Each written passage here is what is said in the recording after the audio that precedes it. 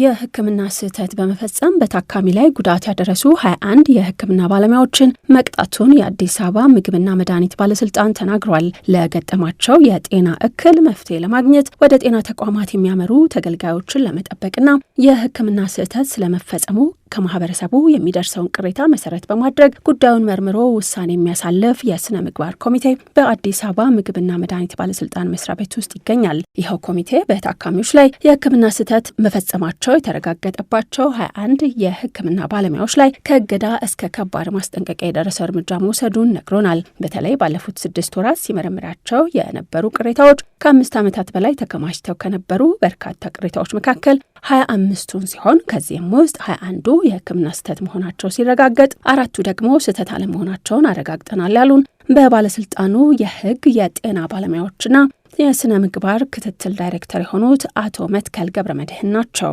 ከ25 21 ላይ ነው አሁን የሕክምና ስህተት ተፈጽሟል ብለን ያስቀመጥ። ስለዚህ 4ቱ አልተፈጸመባቸውም ሲል በተገልጋይ ላይ ጉዳት አልደረሰም ማለት አይደለም። ያው እንደምታውቂው ያው የጤና ሙያ ማድረግ ያለብሽን ነገር ማድረግ ነው። ከአቅም በላይ የሚሆኑ ጉዳዮች ሊኖሩ ይችላል። አንዳንድ ጊዜ ከአቅም በላይ የሆኑ ጉዳዮች ሊኖሩ ስለሚችሉ ምናልባት ከግንዛቤ እጥረት ሊመጣ ይችላል። ቅሬታው ከህብረተሰቡ ግንዛቤ እጥረት ሊመጣ ይችላል። እኛ የምናየው አጠቃላይ ሂደቱን ነው። ሂደቱን የሙያ ኤቲክስን ጠብቆ ባለሙያው በአግባቡ ማድረግ ያለበት ነገር አድርገዋል ወይ፣ መስጠት ያለበት መድኃኒት በአግባቡ ሰጥተዋል ወይ፣ ቀዶ ጥገናም ከሆነ በወቅቱ ወደ ቀዶ ጥገና አስገብተው በአግባቡ ትሪት አድርገዋል ወይ የሚለውን ነገር ነው በደንብ የሚታየው ማለት ነው። ስለዚህ ሁሉንም ነገር አድርገሽ አንዳንድ ጊዜ ደግሞ ላይሳካልሽ ይችላል። ስለዚህ ይሄ ማለት የሕክምና ስህተት አለ ማለት አይደለም። ስለዚህ ምናልባት የቀረበው ቅሬታ ከግንዛቤ እጥረት ሊሆን ስለሚችል አጠቃላይ ሂደቱ ያጋጠመበት ኬዝ ለምሳሌ አካል ጉዳትም ከሆነ የሞትም ከሆነ በዚህ ምክንያት ነው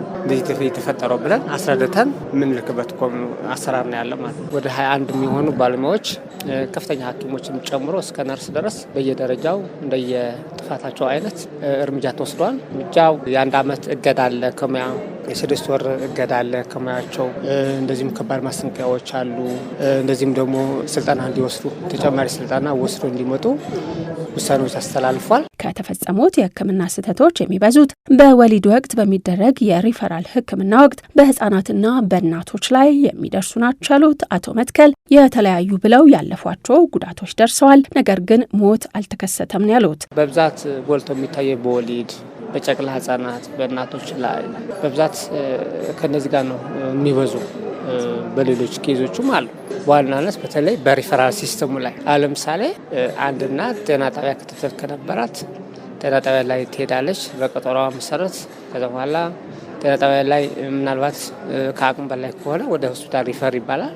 ከዛ ሆስፒታል ከሄደች በኋላም ደግሞ እንደገና እዛም የሚታይበት ሁኔታ አለ። ከሆስፒታል እንደገና ከጀነራል ሆስፒታል ወደ ስፔሻል ሆስፒታል እንደገና ደግሞ እንደዚህ አይነት ነገሮች ስላሉ በእነዚህ አይነት ነገሮች ነው በብዛት የሚፈጠረው። በባለስልጣኑ ስር ያለው ይህንን ጉዳይ የሚመለከተው የስነ ምግባር ኮሚቴ ከፍተኛ የአካል ጉዳትና ሞት የሚያስከትል የሕክምና ስህተት ተፈጽሞ ቢያገኝ እንኳን በባለሙያዎቹ ላይ ሊጥል የሚችለው ከፍተኛው ቅጣት ከሙያ ማሰናበት ነው የሚሉት የስራ ኃላፊው፣ የቅሬታ አቅራቢው ቀጣዩ እርምጃ የሚሆነው የሚያገኘውን የቅጣት ወረቀት በመያዝ ወደ ሕግ በመሄድ ክስ መመስረት እንደሆነም ያስረዳሉ። ቅጣቱን በሚመለከት እንደ ጥፋት አይነት ነው። ለምሳሌ እስከ ስረዛም ሊሆን ይችላል።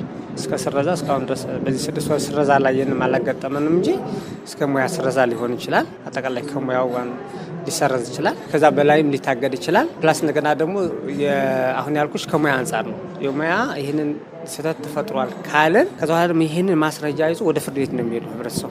ምክንያቱም የካሳ ነገር ማየት አንችልም። የካሳ የማየት ስልጣን ስለሌለን እኛ ከሕክምና ሙያ አንጻር የሕክምና ስህተት ተፈጥሯል ወይም ሳልተፈጠረም ብለን ነው። ስለዚህ ተፈጥሯል ብለን ከሰጠን ውሳኔ ይሄ እኛ የሰጠነው ውሳኔ ይዞ ሄደው ይከሳል። ከዛ በኋላ ካሳ ይጠየቃል። ካሳውን ፍርድ ቤት ይወስናል ማለት ነው። የሕክምና ስህተት ተፈጽሞብናል የሚሉ ክሶች ለዓመታት ሲደርሱት እንደነበር የነገረን የአዲስ አበባ ምግብና መድኃኒት ባለስልጣን በተለይም ከ2007 ዓ.ም ጀምሮ የደረሱት አንድም ጊዜ ውሳኔ ሳይሰጥባቸው ለ10 ዓመታት የተከማቹ ከ300 በላይ የቅሬታ መዝገቦች እንደነበሩ ነግሮናል። መስሪያ ቤቱ በነበሩበት የተለያዩ ችግሮች ለሚቀርቡ አቤቱታዎች ምላሽ ሳይሰጥ ቢቆይም ባለፈው ዓመት ተከማችተው ከነበሩ ከ300 በላይ መዝገቦች ለ270ዎቹ ውሳኔ ሰጥቷል። በዚህ ዓመትም ካለፉት ዓመታት የተራረፉ በቀጣዮቹ 6 ወራት የሚታዩ 45 ቀሪ ቅሬታዎች እንዳሉ ከኃላፊው ሰምተናል። እነዚህም ቅሬታዎች በቀሪዎቹ የዓመቱ ጊዜያት እልባት ይሰጣቸዋልም ተብሏል። በእጃችን ላይ ያሉ እስካሁን ድረስ አክቲቭ ሆነው እየተንቀሳቀሱ ያሉ ወደ 45 የሚሆኑ ቅሬታዎች ነው ያሉ። እነዚህ 45 ቅሬታዎች በዚህ አጭር ጊዜ መጨረስ እንዳለብን ተግባብተናል። ስለዚህ አብዛኞቹ አሁን በመገባደድ ላይ ያሉበት ሁኔታ ነው ያለው። አንዱ ፋይል ዝም ብሎ በቀላል አይደለም የሚታየው። በጣም ብዙ ግራና ቀኝ ይታያል። በጣም በርካታ ማስረጃዎች አሉ። የሰነድ ማስረጃዎች፣ የሰው ማስረጃዎች፣ ክርክሮች ይካሄዳሉ፣ ግኝቶች ይለያሉ እና በጣም በርካታ ውስብስብ የሆነ ችግር ስለሆነ እውነታው ምን ጋር ነው ያለው ብሎ ለመፈላለግ ጊዜም ስለሚወስድ ለዚህ ነው እንጂ ኮሚቴው ከምንም በላይ እና ባለስልጣን መስራቱ ትኩረት ሰጥቶ እየሰራ ያለበት ሁኔታ ነው ያለው። በከተማዋ ከዚህም በላይ ቁጥር ያለው የሕክምና ስህተት እንደሚፈጸም ይገመታል። ይሁንና እስካሁን ባለው ልምድ ለሚቀርቡ ቅሬታዎች መልስ ሳይሰጥ ለዓመታት የሚቆይ በመሆኑ ማህበረሰቡም በመሰላቸት የሕክምና ስህተት ቢፈጸምበትም እንኳን ወደ ባለስልጣኑ መጥቶ ቅሬታ የማቅረብ ልማድ የለውም የሚለው ባለስልጣኑ ከአምና ጀምሮ በተደራጀው የስነ ምግባር ኮሚቴ የዓመታት ጥያቄዎች መልስ አግኝተዋል። አንድን ቅሬታ በ3 ወራት ጊዜ ውስጥ እየፈታን ነው፣ ችግሩ ሲገጥማችሁ ወደኛ ከመምጣት ወደ ኋላ እንዳትሉም ብሏችኋል።